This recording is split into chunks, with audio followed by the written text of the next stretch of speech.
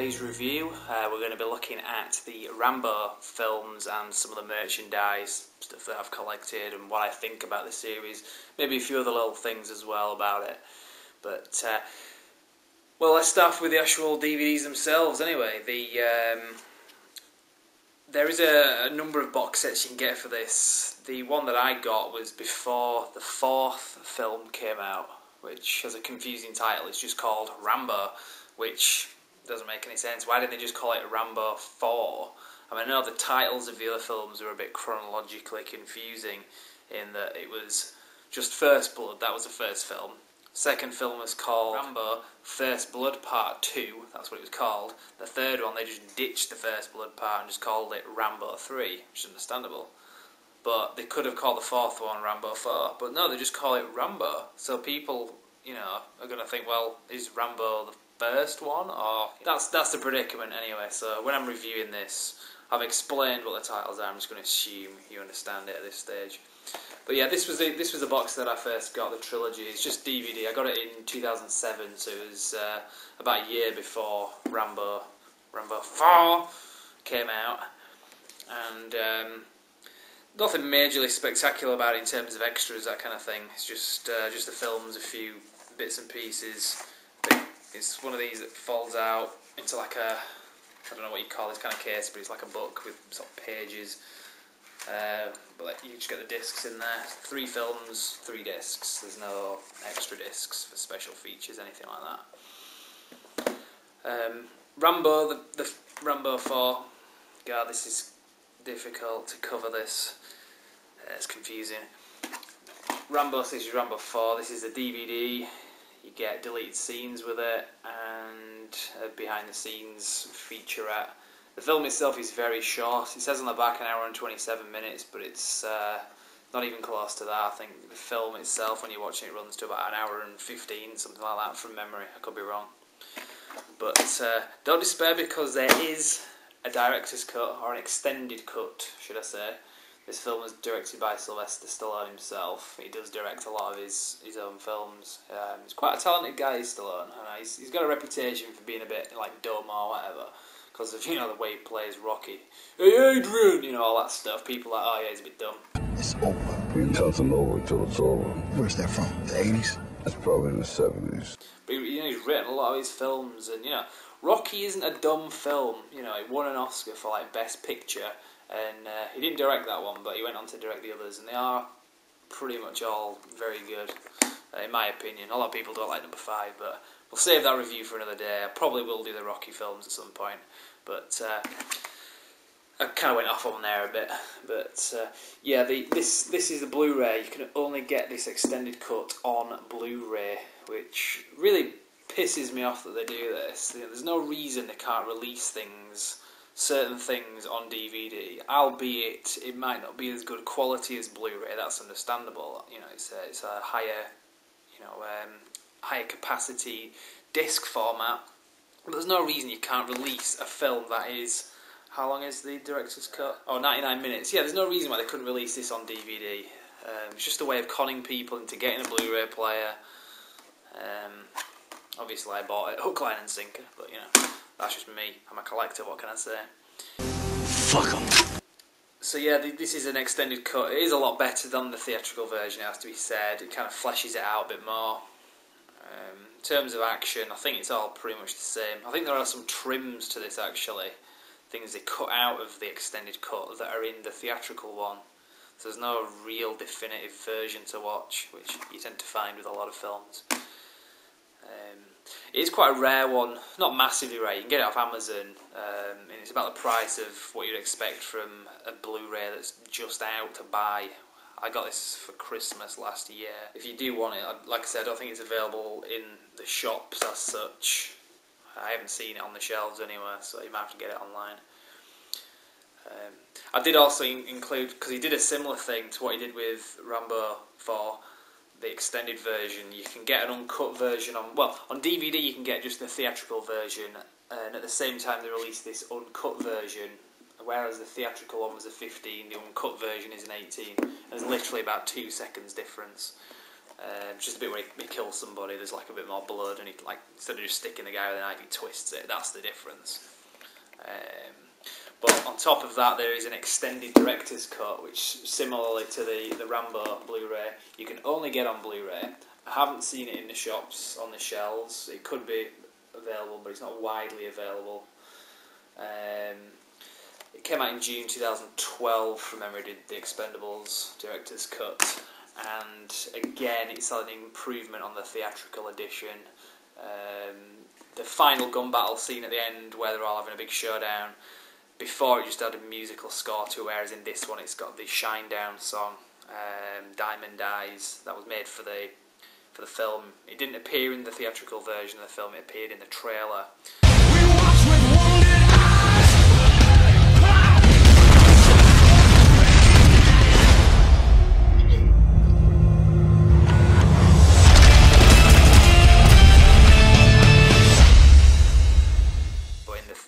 Extended version, they use the song in the final gun battle scene, and it is an improvement. It's got a kind of more of an 80s, music, song montage rather than just a bland action score. It kind of is a bit of a throwback to the 80s and 90s action films. So again, I'd recommend you get this. I kind of got off talking about Expendables there. It's the same genre. I'll probably do a better review of the Expendables film at some point. I'm planning a Jason Statham marathon of reviews, so I'll probably end up covering that then. A couple of other items I was going to get into. As well as the Rambo director's cut I got last year for Christmas, I also got this Rambo Knife, which is very collectible, and as you can see, this is a very nice item. The quality of the metal is the best I've really seen of anything like this. As a display piece, obviously, I'm sure that anyone who's actually into collecting real knives would probably say that this isn't all that great. I mean, my description of this would be that it's not a practical military knife. This was made as a fantasy item, really, for the film. The knives that he used in the other films, from what I understand, was kind of traditional survival knives, that kind of thing, whereas this is more just to look good, basically. Anyway, the print on it, as you can see, it's got Stallone's signature printed on there along with the title for Rambo 3, and it is individually numbered as well, if you can make it out. The box itself is presented very nice. The actual writing on there is printed in like gold coloured writing, and you have the specifications on the side that show that it's 18 inches is the knife, from including that model. The sheath is made of genuine leather, and you can see it again has Stallone's signature on there. So overall, it's a very good quality item. Like I said, I got this for Christmas, so I was made up when I got it. It was something that was designed for the film by a guy called Gil Hibben, and he was actually teamed up with Stallone, who is a collector of knives apparently, to make this. I do believe there were a number of prototypes. In fact, I know there were, because I've a picture of this I might include with this video when I edit this together.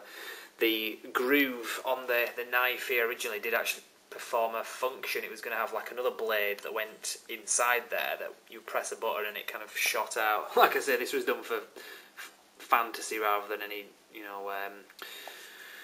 real military practicality to it. But what can I say? Rambo 3 was a bit more silly compared to the other ones, but I liked it. But I think it's genuinely seen as one of the lame one of the series. But that's basically that. And then with this, you also get a certificate of authenticity. I thought it looked quite nice. I put it in a frame, and you also get a signed photograph of Stallone. I say signed, it's actually a print, so it's not a genuine signature, but it does look very nice when you put these together. Like I say, I got this as a gift for Christmas last year, so I thought it would look quite nice with this on the wall, on display next to it. Then there was also this Rambo figures and toys, which is quite interesting, because you would think, well, toys are for children, Rambo films really aren't for children. That's kind of confusing. But back in the 80s, I think it was in the 80s, there was a Rambo cartoon for children, which was funny because at the time there was a big controversy about the Rambo films and how violent they were, or how excessively violent they were. And yet they marketed it for children as well. I mean, I remember I grew up during this era. I was like 7 or whatever when these were available. From the canyons of skyscrapers to the canyons of remote mountain peaks, Liberty's champion is unstoppable. Rambo, helped by the mechanical genius known as Turbo, and the master of disguises named Cat, the honor-bound protector of the innocent. Rambo, the force of freedom. I got this one off eBay last year, and there's a few other little things that come with it. I think it's complete with all its accessories. You get this little card that shows his special skills and his weapons, and there's a missile launcher. He also has a knife that comes out of his belt and some other knives and that kind of thing. But it's pretty cool. But it is interesting that they marketed it for kids. Similar to other things like RoboCop, there was a RoboCop cartoon as well, and they did with the Terminator toys. There were figures and stuff, which when I was about 10, 9 or 10, I mean, I'd seen the films at a young age, so they were kind of cool that you could get those things. But from a marketing point of view, it's a bit weird that they would do that. But, well, there you go. I do remember there were a few issues back in the 80s with Rambo and the censorship. There was a documentary on YouTube about it that kind of covers some of the topics of discussion that the censors were having at the time. 2/3 of the film, that is about an hour and a quarter, is non-stop shooting, explosions, bodies falling, impact shots. It's not so much what is shown, but how much and how relentlessly. The issue was a category issue, that is, whether it should be 15 or 18 and whether it should be cut for either or both categories. Notes on viewing. Another all-action attempt to further the Rambo cult and swell Stallone's bank balance. Given that we've passed the second film and the cult is here, I reluctantly go for a 15. Expertly made, pity about the script and the wooden actor in the lead. My inclination in the current climate would be to pass 18. My instinct would be to pass at 15. Give Rambo a break. Especially in the light of there was a gun massacre in Hungerford in England. Some mental guy just went out and started shooting people. I think he killed about 16 people, something like that. And he was heavily inspired by the Rambo films. This was in 1987, and the third film came out the year after, so there was a lot of pressure on the censors when it was released on videotape to trim it down. And I don't think I ever owned the videotapes.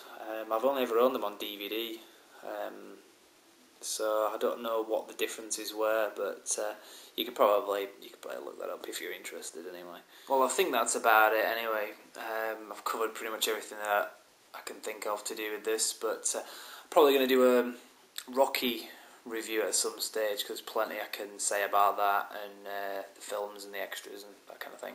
So if you keep checking back, anyway, it's a new YouTube channel that I've got started. It's Brand X Reviews, and I will be talking about other films and other items that are, pretty cool. Time permitting, I'll try to get these knocked out as often as I can, and we'll see if it takes off. I like to watch these kind of reviews when other people do it, so I thought I'd make my own contribution there. So thank you for watching anyway. I hope you found it interesting and entertaining. Thank you very much.